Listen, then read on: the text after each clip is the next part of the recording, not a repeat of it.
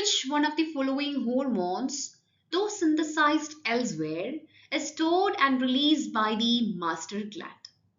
The pituitary gland is known as the master gland because it controls and regulates the function of several other endocrine glands in the body.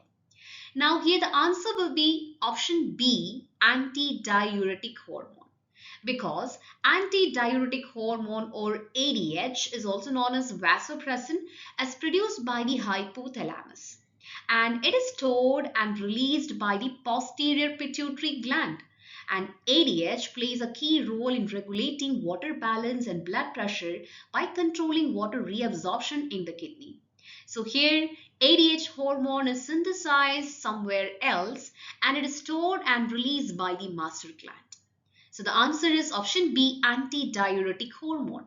Whereas coming to option A, melanocyte stimulating hormone, it is synthesized and released by the anterior pituitary gland, not stored in the posterior pituitary. So option A is incorrect.